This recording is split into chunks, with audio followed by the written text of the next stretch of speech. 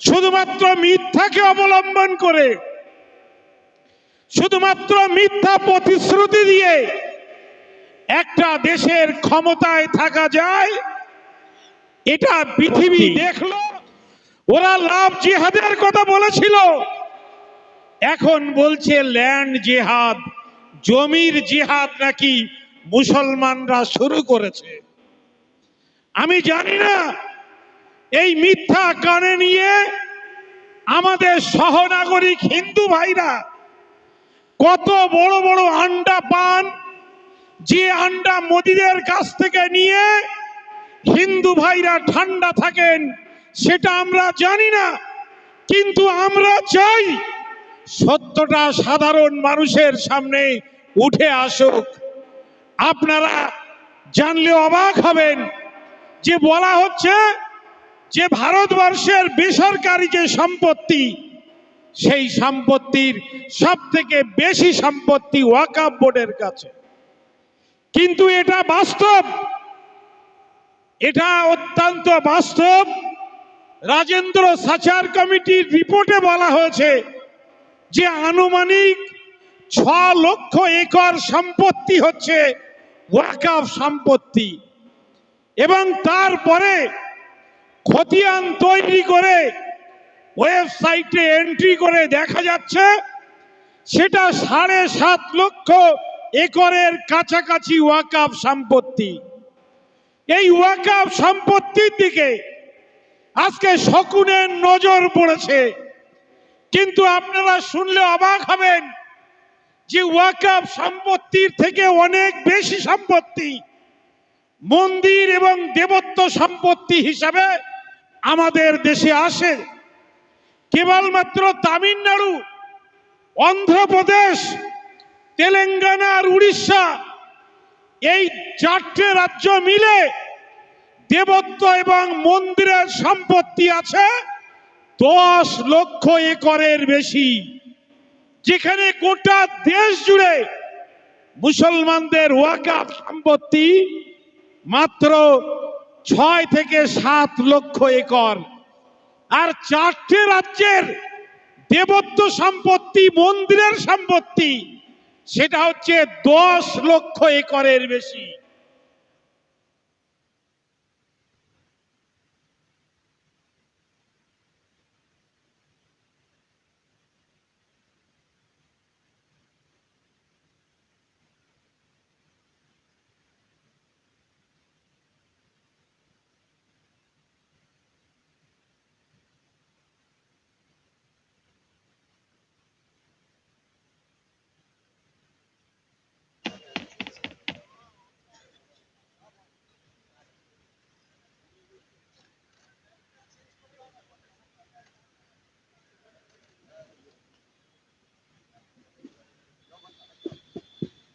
Hello hello hello hello hello hello check. বলা হচ্ছে যে মুসলমানদের এখন ল্যান্ড জিহাদ শুরু হয়েছে। বলা হচ্ছে হিন্দু ভাইদের মিথ্যা করে বোঝানো হচ্ছে যে আপনার বাড়িতে যদি কখনো কোনো মুসলমান এসে নামাজ পড়ে তাহলে আপনার বাড়িটা কিন্তু ওয়াকফ সম্পত্তি হয়ে যেতে পারে। আপনার মাঠে যদি ঈদের নামাজ পড়ে তাহলে আপনার মাঠটা ওয়াকফ সম্পত্তি হয়ে যেতে পারে। এভাবে মিথ্যা সংবাদ দিয়ে গোটা দেশের হিন্দু ভাইদের মুসলমানদের সম্পর্কে মিথ্যা প্ররোচনা দেওয়া হচ্ছে। আপনারা জানেন, আজকে নেটে সার্চ করে দেখুন, তামিলনাড়ুর মতো একটা রাজ্যে সেখানে মন্দিরে, একটা মন্দিরের সম্পত্তি আছে 4,78,000 একর। তামিলনাড়ুর একটা মন্দিরের সম্পত্তি আছে 4,78,000 একর। অন্ধ্রপ্রদেশে আছে 4 লক্ষ একর। উড়িষ্যাতে আছে 13টা মন্দিরের নামে 4 লক্ষ একরের বেশি সম্পত্তি। তেলেঙ্গানাতে আছে ৮৭,০০০ একর মন্দিরের সম্পত্তি, অথচ আজকে হিন্দু ভাইদের কাছে পার্লামেন্টে দাঁড়িয়ে সেই মন্ত্রী যারা ভারতবর্ষের পবিত্র সংবিধানের উপরে হাত রেখে বলে যে আমরা ভারতবর্ষের প্রত্যেকটি নাগরিকের সমানভাবে ন্যায় এবং ইনসাফ করব, সেই মন্ত্রীরা দাঁড়িয়ে বলে যে ভারতবর্ষে ওয়াকফ সম্পত্তি সব থেকে বেশি, এবং বলা হচ্ছে ওয়াকফ বোর্ড তাদের নাকি এতটাই ক্ষমতা দেওয়া হয়েছে যে ক্ষমতার বলে তারা চাইলে যে কোনো সম্পত্তিকে ওয়াকফ সম্পত্তি হিসাবে ঘোষণা করতে পারে। আমি অবাক হই হিন্দু ভাইদের দিকে। আমি জানি সাংবাদিকরাও এই মিথ্যা কথা বলবেন, কেননা সাংবাদিকরা পয়সা নিয়ে কথা বলেন। যে সংবাদ মাধ্যম ভারতবর্ষের সংবিধানের চতুর্থ স্তম্ভ ছিল, গণতন্ত্রের চতুর্থ স্তম্ভ ছিল, সেই চতুর্থ স্তম্ভগুলো আজকে পয়সার বিনিময়ে বিক্রি হয়েছে। তাই তারা গদি মিডিয়ায় পরিণত হয়ে তারা বলছে যে ভারতবর্ষে ল্যান্ড জেহাদ শুরু হয়েছে। তারা লাভ জেহাদের নাম করে ভোট সংগ্রহ করেছে, নতুন করে তারা ল্যান্ড জেহাদ স্লোগান তুলেছে, এবং এর ফলে দেশের আর সাধারণ মানুষের উন্নয়নের প্রয়োজন হয় না, দেশে আর শিক্ষার বিকাশের প্রয়োজন হয় না, বেকারদের চাকরির প্রয়োজন হয় না। কেবলমাত্র মুসলমানদের বিরুদ্ধে যদি ঘৃণা ছড়িয়ে দেওয়া যায়, যদি মিথ্যা কথা বলে দেওয়া যায়, তাহলে তারা পার্লামেন্টে আরো 5 বছরের জন্য ক্ষমতায় আসতে পারবেন। এটা করলে শুধু মুসলমানদের ক্ষতি হবে না, আমার হিন্দু ভাইদের বুঝতে হবে এদেশের সংখ্যাগুরু তারা। তারা যদি ক্ষমতায় রাখেন, মিথ্যা কথা শুনে কেউ বলবেন কাগে কান নিয়ে চলে গিয়েছে, আর আপনি যদি কানে হাত না দেন, হিন্দু ভাইরা যদি কাগের পিছনে ছোটেন, দেখবেন মুসলমানরা তাদের জায়গায় থাকবে। এ জাতি লড়াই করতে জানে, সমস্ত প্রতিকূল পরিবেশকে অনুকূল বানাতে মুসলমানরা জানে। আমাদের এটা মাতৃভূমি, এখান থেকে আমরা জন্মেছি, এই মাটিতে, এই কবরস্থানে আমাদের পিতা, আমাদের দাদা তারা ঘুমিয়ে আছেন। আমার যদি এখনই মৃত্যু হয়, আমারও কবর এই মাটিতে হবে, কিন্তু কাপুরুষের মতো পালিয়ে যাওয়া জাতি মুসলমানরা নয়, এটা ভারতবর্ষের ইতিহাস জানে।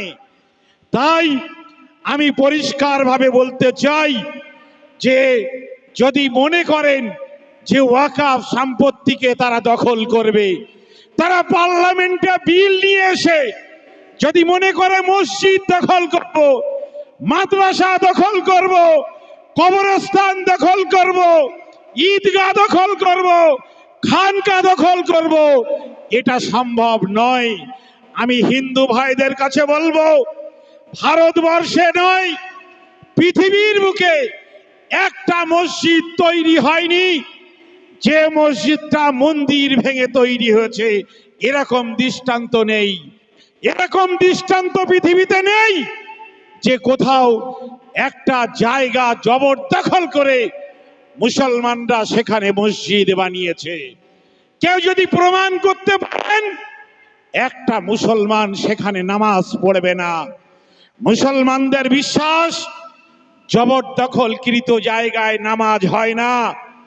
আমার প্রিয় রসুল সাল্লাল্লাহু আলাইহি সাল্লাম যে মসজিদে নববী বানিয়েছিলেন, তিনি নিজের অর্থ দিয়ে সেই জায়গা ক্রয় করে তারপরে সেখানে মসজিদে নববী বানিয়েছেন।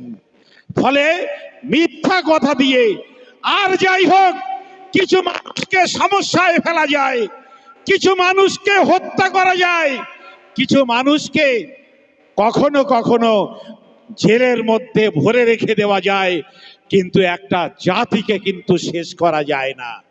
তাই ভাই আমার, দীর্ঘ বক্তব্য রাখার কোনো অবকাশ নেই। সত্য একদিন উদ্ঘাটন হবে। আপনারা জানেন, আফগানিস্তানে যখন পরিবর্তন এসেছিল, আমাদের রাজ্যের কিছু গদি মিডিয়া তারা উড়োজাহাজের কাবুল বিমানবন্দর থেকে উড়োজাহাজের চাকায় বেঁধে নিয়ে তারা নাকি ভারতবর্ষে হিন্দু ভাইদের উড়িয়ে নিয়ে এসেছিল। তারপরে তমাল চক্রবর্তী বলে, তমাল ভট্টাচার্য বলে একটি ছেলে, সে অধ্যাপনা করত আফগানিস্তানে। কিছুদিন পরে আফগানিস্তান থেকে ফিরে এসে সমগ্র গদি মিডিয়ার এই মিথ্যাচারের বিরুদ্ধে সমগ্র গদি মিডিয়াকে অলঙ্গ করে দিয়েছিল। আজকে আপনারা দেখেছেন, যারা বাংলাদেশ নিয়ে মিথ্যাচার করছিল, যারা বাংলাদেশ নিয়ে মিথ্যা রাজনীতি করছিল, আজকে দেখেছেন সিঁদুর পরা মায়েরা বাংলাদেশের মধ্যে দাঁড়িয়ে সাংবাদিকদের সামনে ডেকে দাঁড়িয়ে তারা বলছেন আমাদের হিন্দুদের এখানে কোনো সমস্যা নেই। এই যে শুভেন্দু, আতপাগল মানুষদের নাম মুখে নেওয়াটা ঠিক নয়। আইনগতভাবেও তাদেরকে ক্ষমার দৃষ্টিতে দেখা দরকার। তারা বর্ডারে দৌড়ে যাচ্ছেন। বাংলাদেশের যে হাই কমিশন দপ্তর আগরতলা ত্রিপুরা, সেখানে হামলা করছে। কলকাতার বাংলাদেশ ডেপুটি হাই কমিশন দপ্তর সেটাকে বন্ধ করে দেওয়ার হুমকি দিচ্ছে। তারা দিতে পারেন, রাজনৈতিকভাবে লড়াই করতে পারেন। আমরাও লড়াই করেছি মায়ানমারের বিরুদ্ধে। আমরাও একটা সময় বাংলাদেশ ডেপুটি হাই কমিশনে বিক্ষোভ করেছি। কিন্তু জেনে রাখবেন, তাই দিয়ে যদি মনে করেন পশ্চিম বাংলার হিন্দু মুসলমানের ভোটকে মেরুকরণ করব, ডিভাইড করব, এটা আপনার কিন্তু আপনাকেই ক্ষতি করবে। আজকে বাংলাদেশের হিন্দু ভাইরা সাংবাদিক সম্মেলন করে বলছেন যে ভারতবর্ষের কলকাতা শহরের রাজনীতির লোকেরা আর মিডিয়ার বন্ধুরাই নাকি বাংলাদেশের হিন্দু ভাইদের সব থেকে বেশি ক্ষতি করছেন। ফলে এভাবে মিথ্যা রাজনীতি করে আর ক্ষমতার স্বপ্ন দেখে মিথ্যাকে প্রচার করে মানুষকে, দুর্বল মানুষকে ক্ষতি করবেন না। এ দিয়ে সমাজের উন্নয়ন হয় না, এ দিয়ে দুর্বলের উন্নয়ন হয় না, এ দিয়ে দেশের কখনো কল্যাণ হয় না। তাই আজকের আমাদের প্রতিবাদ, এ প্রতিবাদ চলছে। আমি শুধু আপনাদের ধন্যবাদ জানিয়ে শেষ করব।